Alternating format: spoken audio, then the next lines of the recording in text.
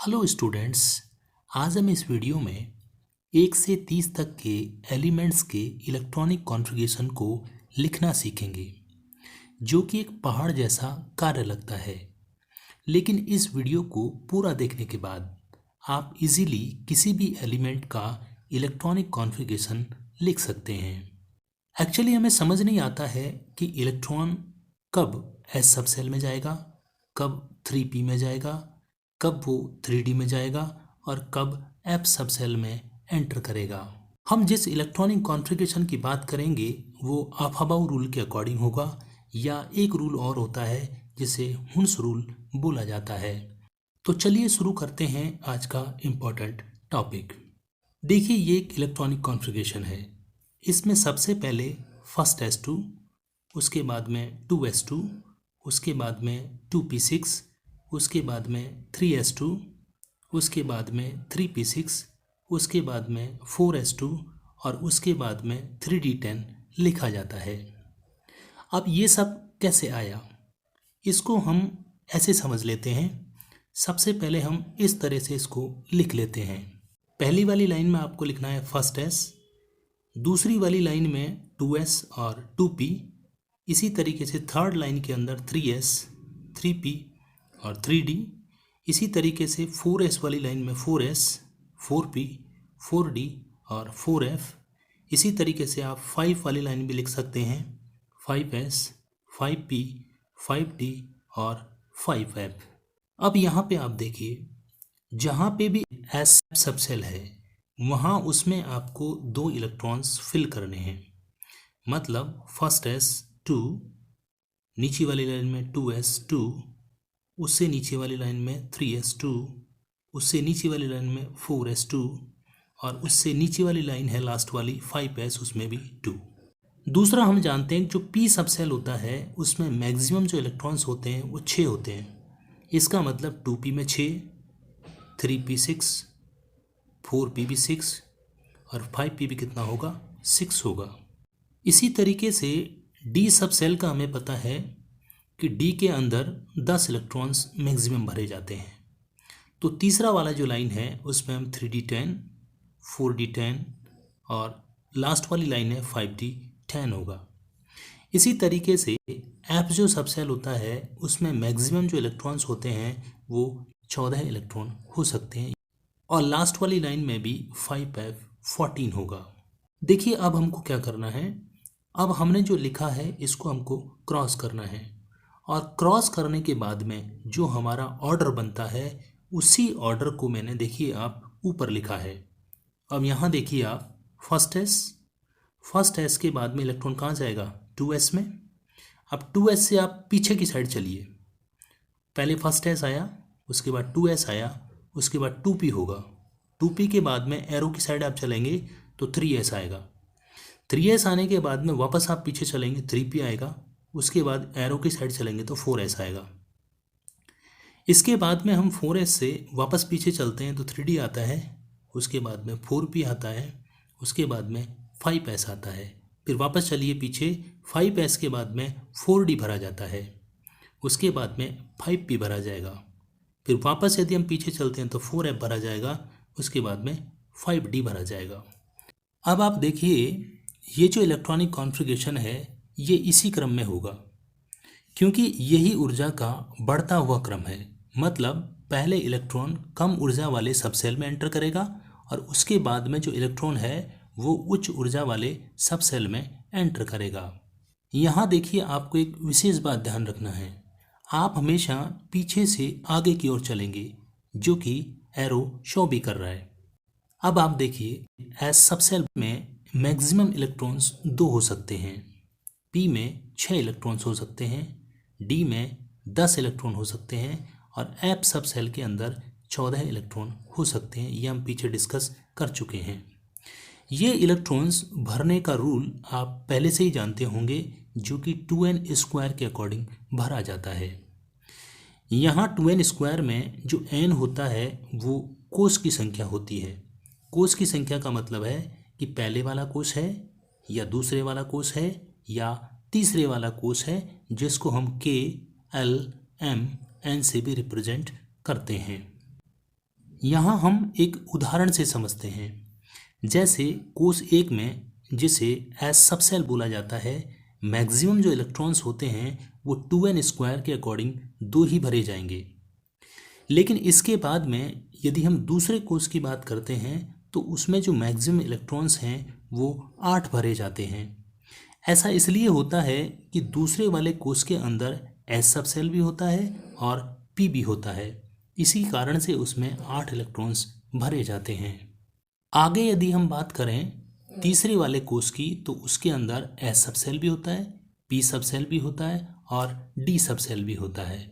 और इससे यदि हम आगे बात करेंगे तो उसमें एस भी होगा, पी सबसेल भी होगा, डी सबसेल भी होगा और एफ सबसेल भी होगा। चलिए अब हम इलेक्ट्रॉनिक कॉन्फ़िगरेशन की बात करते हैं। देखिए, सबसे पहले नंबर पे आता है हाइड्रोजन, नंबर 1, या हम कह सकते हैं कि परमाणु क्रमांक 1। अब इसको हम लिखेंगे फर्स्ट S1। फर्स्ट S1 इसका मतलब S के अंदर 1 इलेक्ट्रॉन है। यहाँ यदि हम कैपेसिटी की बात करें तो S में मैक्सिमम 2 इलेक्ट्रॉन आ सकते हैं, लेकिन हाइड्रोजन की बात कर रहे हैं तो हमारे पास इलेक्ट्रॉन 1 ही है। यदि आप इसको बनाना चाहें तो ये बॉक्स बना दिया है और बॉक्स में 1 इलेक्ट्रॉन हमने भर दिया है। नंबर 2 पे बात करते हैं हीलियम का। हीलियम हमें पता है 2 नंबर पे आता है। इसका मतलब इसके अंदर इलेक्ट्रॉन्स कितने हैं? 2। परमाणु क्रमांक कितना है? 2। तो यहाँ हम भरेंगे फर्स्ट S2। 2 क्यों? क्योंकि हमारे पास जो इलेक्ट्रॉन्स है वो कितने हैं? 2 हैं। और S का कैपेसिटी कितना है? S सबसेल का जो कैपेसिटी है वो भी 2 है, तो यहाँ पे इलेक्ट्रॉन कितने होंगे? 2। यदि आप इलेक्ट्रॉन भरना चाहें तो ये बॉक्स, और बॉक्स में 2 इलेक्ट्रॉन्स। लेकिन यहाँ आपको ध्यान रखना है, जो 2 इलेक्ट्रॉन्स आपने भरे हैं वो विपरीत चक्रण वाले होने चाहिए, मतलब एक ऊपर दूसरा नीचे। तीसरे नंबर पे बात करते हैं लिथियम के बारे में। लिथियम का इलेक्ट्रॉनिक कॉन्फ़िगरेशन होगा फर्स्ट S2 2s1। अब देखिए, फर्स्ट S मतलब पहला S, उसमें 2 इलेक्ट्रॉन होंगे। दूसरा S मतलब हमारे पास मैक्सिमम इलेक्ट्रॉन्स कितने हैं? 3। पहले हमने फर्स्ट S में 2 भरे और 2s में 1 इलेक्ट्रॉन भरा। यहाँ पर इलेक्ट्रॉन भरेंगे तो कैसे भरेंगे? पहले बॉक्स में 2 इलेक्ट्रॉन विपरीत चक्रण वाले और दूसरे बॉक्स के अंदर केवल 1 इलेक्ट्रॉन, तो 2 और ये कितने हो गए? 3 इलेक्ट्रॉन्स। बात करते हैं नंबर 4 पे, hydrogen, helium, lithium, beryllium. Beryllium जो होता है उसमें क्या होता है? फर्स्ट S2 और 2s2 होता है। फर्स्ट S में 2 इलेक्ट्रॉन होते हैं और 2s में भी क्या होता है? 2 इलेक्ट्रॉन्स होते हैं, मतलब 2 बॉक्स और दोनों में 2 इलेक्ट्रॉन्स, और ये क्या होते हैं? विपरीत चक्रण वाले होते हैं। बेरिलियम के बाद आता है बोरॉन। बोरॉन में क्या होगा? First S2 2s2। अब देखिए आप, हमारे पास बोरॉन 5 नंबर पे आता है। इसका परमाणु क्रमांक कितना होता है? 5। 2 इलेक्ट्रॉन हमने भरे फर्स्ट S में, 2 इलेक्ट्रॉन हमने भरे सेकंड S में। इसके बाद में यहाँ पे P सबसेल आएगा, मतलब 2 और 2 4, और 1 इलेक्ट्रॉन किस में जाएगा? P के अंदर। तो जब हम बनाएंगे, तो जब हम इनके बॉक्स बनाएंगे तो पहले में 2 इलेक्ट्रॉन, मतलब फर्स्ट S में 2, सेकंड S में 2, और P के अंदर आपको पता हो तो कितने बॉक्स होते हैं? 3 बॉक्स होते हैं, जिनमें 6 इलेक्ट्रॉन मैक्सिमम आ सकते हैं। तो यहाँ पर P के अंदर 1 इलेक्ट्रॉन जाएगा अभी। अब हम बात करते हैं कार्बन का। देखिए, कार्बन का जो इलेक्ट्रॉनिक कॉन्फ़िगरेशन होता है वो होता है फर्स्ट S2 2s2 और 2p2। अब देखिए, यहाँ पर जो P है सबसेल, उसके अंदर कितने इलेक्ट्रॉन्स होंगे? 2, क्योंकि फर्स्ट S में 2, सेकंड S में 2 और 2p के अंदर 2 इलेक्ट्रॉन्स होंगे।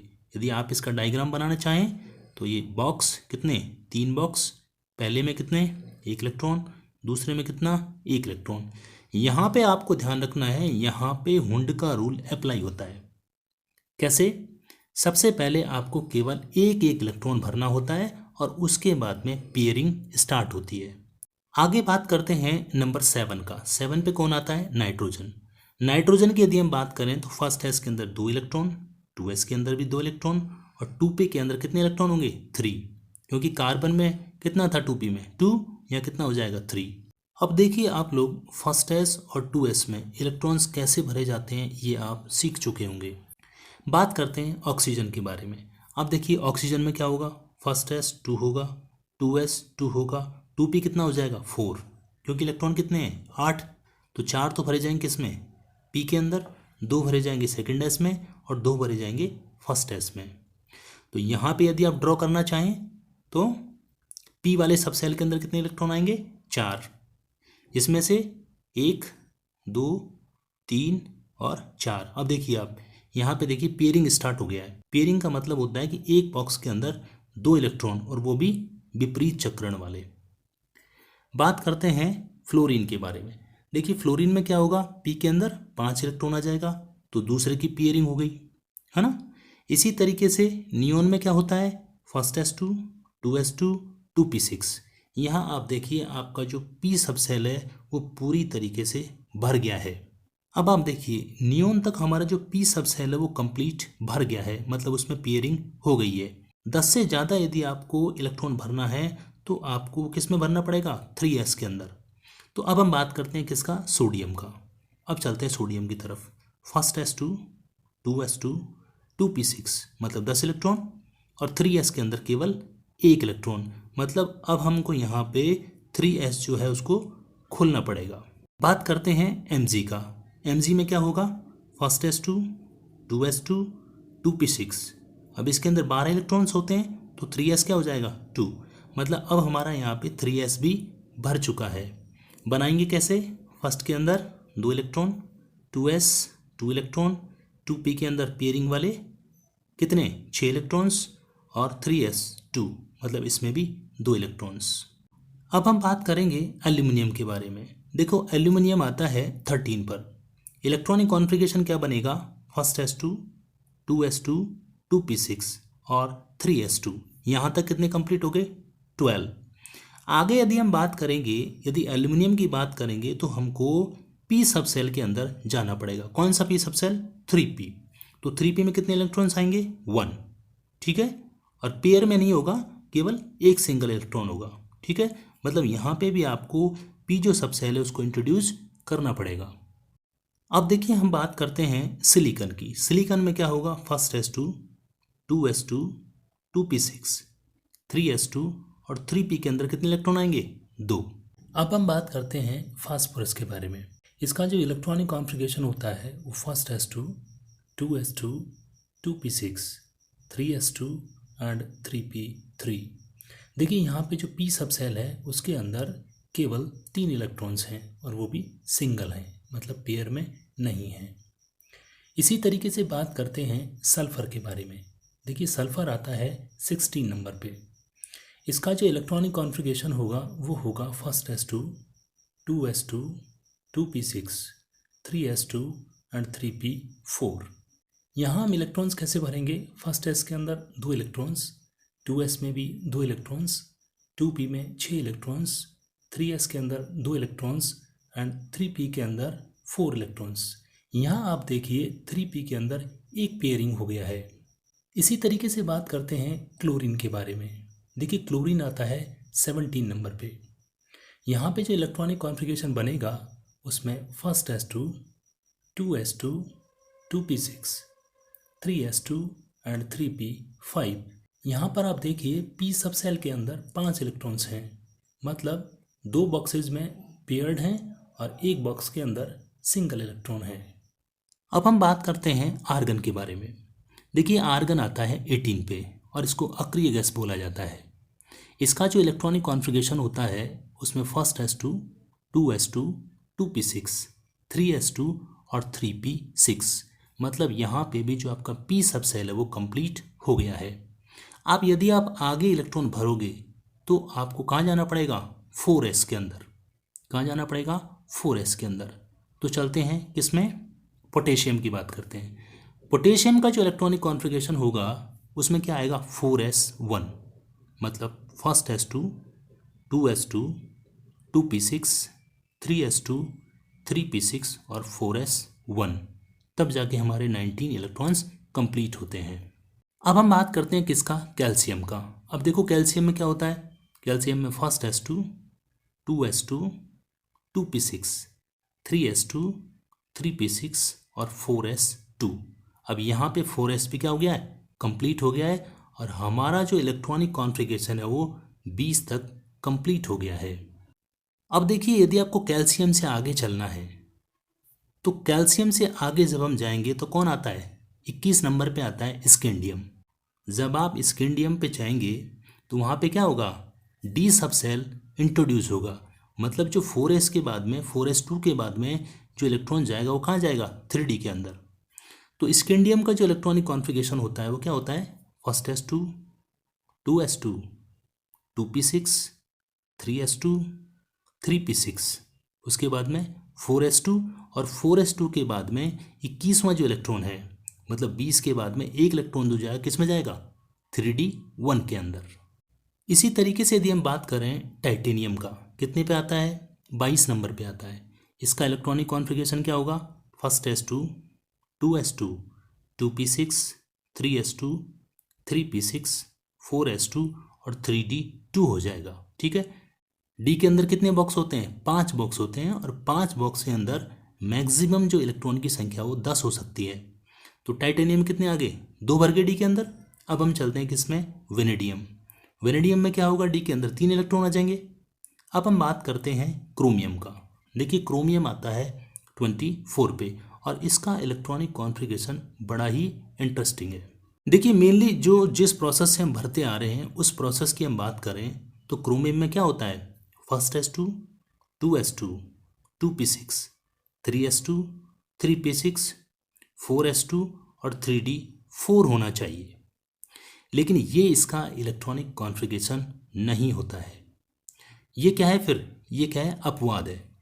यहाँ पे क्या होता है कि 4s से एक इलेक्ट्रॉन 3d के अंदर पहुँचता है। इसी कारण से क्या होता है कि 4s का जो एक इलेक्ट्रॉन है वो कहाँ चला जाता है, 3d में शिफ्ट हो जाता है। तो क्या हो जाता है कॉन्फ़िगरेशन, 4s1 और 3d5, ये इसका सही इलेक्ट्रॉनिक कॉन्फ़िगरेशन है, बिकॉज इट्स मोर स्टेबल। ये सारा प्रोसेस एक्सपेरिमेंटली होता है। मतलब ये जो एक इलेक्ट्रॉन यहाँ से गया है, यहाँ 4s की यदि हम बात करें तो इसका जो एनर्जी लेवल है वो 3d से कम होता है, ये हम पीछे देख चुके हैं। अब हम बात करते हैं किसका, mn का। mn कितने पे आता है, 25 पे। यदि इसका इलेक्ट्रॉनिक कॉन्फ़िगरेशन आप देखोगे तो क्या होता है, 4s2 3d5। इसके बाद में आगे चलें तो आयरन आता है 26 नंबर पे। इसका इलेक्ट्रॉनिक कॉन्फ़िगरेशन होता है 4s2 3d6। इसी तरीके से कोबाल्ट की बात करें 27 पे आता है। इसका जो इलेक्ट्रॉनिक कॉन्फ़िगरेशन होता है वो 4s2 3d7 होता है, यहाँ कोई चेंजेस नहीं है। निकल की बात करें तो 4s2 3d8। अब बात करते हैं कॉपर के बारे में, कितने नंबर पे आता है, 29। यहाँ हम यदि जनरल इलेक्ट्रॉनिक कॉन्फ़िगरेशन देखें, जिस तरीके से हम पीछे इसको देखते आ रहे हैं, तो क्या होगा, first s2 2s2 2p6 3s2 3p6 4s2 और 3d के अंदर कितने इलेक्ट्रॉन्स होंगे, 9। लेकिन ऐसा नहीं होता है। यहाँ पर भी 4s के अंदर से एक इलेक्ट्रॉन 3d में शिफ्ट कराते हैं तो 3d 10 हो जाता है, और 4s के अंदर केवल एक इलेक्ट्रॉन बचा रह जाता है। ये भी क्या है, अपवाद है ना। यहाँ हम सोच रहे थे कि 4s2 3d9 होगा, बट यहाँ पे भी एक इलेक्ट्रॉन 4s से 3d में शिफ्ट हो जाता है। तो ये वाला जो डी सब सेल है ये पूर्ण पूरित मतलब फुलफिल्ड हो जाता है, जो कि मोर स्टेबल है। तो यहाँ हमें एक बात बिल्कुल क्लियर हो गई होगी कि जो भी सब सेल यदि आधा भरा हुआ है या पूरा भरा हुआ है वो मोर स्टेबल होता है। अब देखिए ऐसा होता क्यों है, क्योंकि रूल्स के अकॉर्डिंग अर्धपूरित मतलब हाफ फिल्ड या पूर्ण पूरित मतलब फुलफिल्ड जो सब सेल होते हैं वो स्टेबल होते हैं, या हम कह सकते हैं कि ये स्थायी होते हैं। इसी रीजन से स्कैंडियम से और जिंक तक की जो सीरीज होती है वहाँ पे 2 जगह अपवाद है जिनको आपको याद रखना है, एक तो 24 क्रोमियम और 29 कॉपर। यहाँ यदि हम बात करें जिंक का जो 30 नंबर पे आता है, इसका इलेक्ट्रॉनिक कॉन्फ़िगरेशन होता है 4s2 3d10। अब यहाँ आप देखिए यहाँ जो डी सब सेल है वो पूरा भरा हुआ है, मतलब ये भी क्या है, स्टेबल फॉर्म में है। देखिए मुझे लगता है कि आपको इस वीडियो से इलेक्ट्रॉनिक कॉन्फ़िगरेशन करना आ गया होगा। तो चलिए मिलेंगे अगली क्लास में, तब तक के लिए सी यू, बाय बाय।